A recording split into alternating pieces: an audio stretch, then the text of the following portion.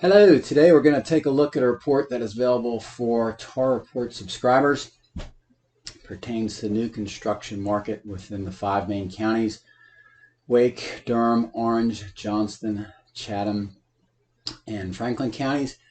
Specifically to listings that are entered with the category of spec, so not pre-sales, so spec homes in appraisers' opinions. The prices are exposed to the market. There are negotiations from those prices versus pre-sales, which are essentially cost transactions. So we're going to go over the most recent report that was uploaded, and here we are at the home screen. We're going to log in and register. Then we're going to go view a TARR report. We're going to scroll down to the bottom where it says new home inventory metrics. We're going to click on 5 county spec pending report, and this comes up. So date period here, 9/21 through 9/22. Remember, this is new construction pending listings metrics. These are categorized as specs. So these are houses that started out as an active listing and then changed their status to pending. Once again, the reason that appraisers and market analysts like to view these things is view these listings is because they were exposed to the market. So the first two tables we're going to look at new construction spec listings by county. This is sorted by alphabetized. Johnston is the leader in terms of number of new construction listings within TMLS's spec, almost 1,900 pending in the 12-month period. You see the average list price over here.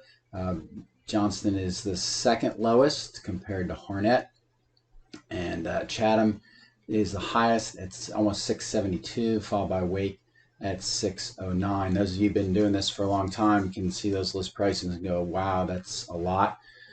What really the creation of this report was to get a feel for what home builders are doing with their list prices in terms of the influence of rising mortgage rates on them. And obviously, before things started to mortgage rates started to increase in the second quarter, first quarter of this year, going backwards. They tried to capture a lot of the pricing mentality that was in the resale market, where they would list the house and have bids on it and then sell it for above list price. Well, that's no longer the case anymore.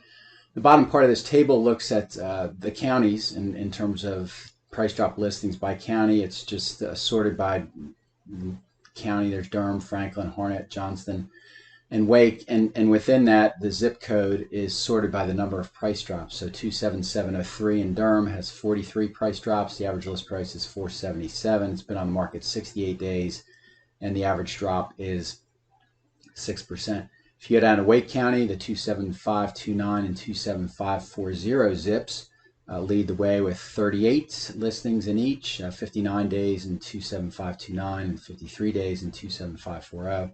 A 6% drop in this zip code and 4% drop in this zip code.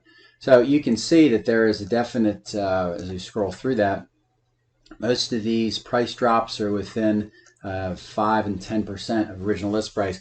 And just to show you how crazy that is, that's really all happened within the last 6 months. This was not happening during the first quarter of this year, and it certainly is not happening during last year. Next slide we're going to look at is number of pending sales by month. The top is the number of pending sales by month. The number at the bottom is the average days on market. So TARR Reports subscribers have access to DOM metrics, which you do not have in MLS because the listings are entered as 0 days on market. The builders didn't really want days on market associated with their listings. But for TARR Report subscribers, we go ahead and calculate that for you, and I think it's a pretty impactful stat.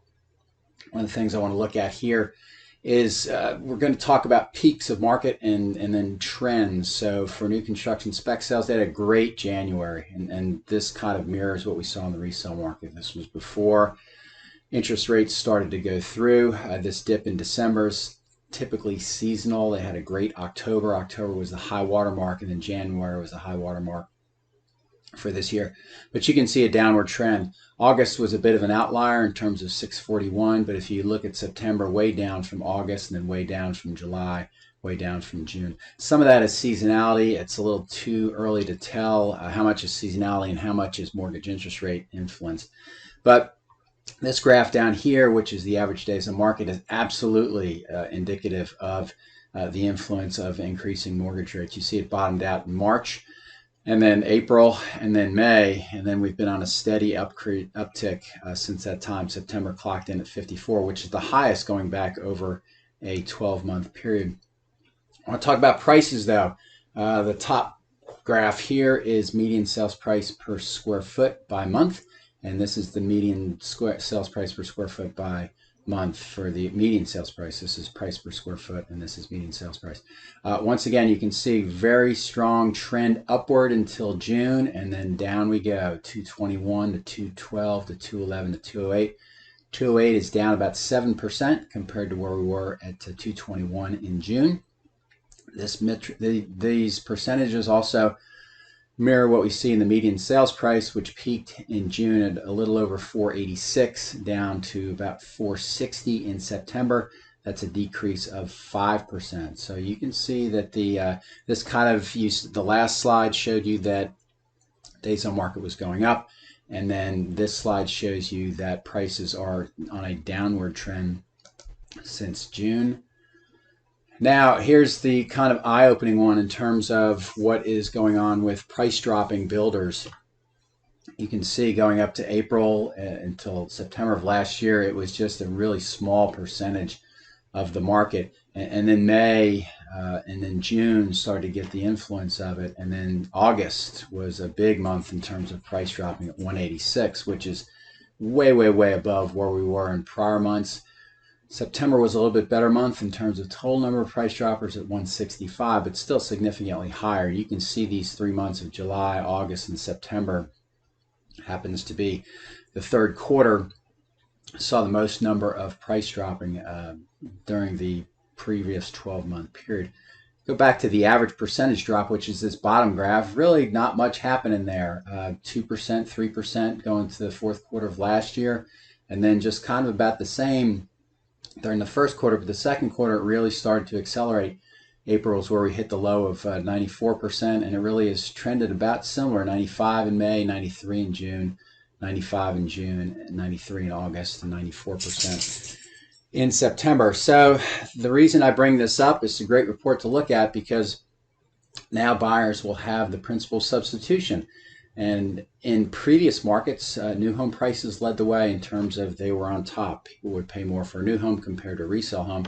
That was certainly not the case coming out of COVID up until the first quarter of this year.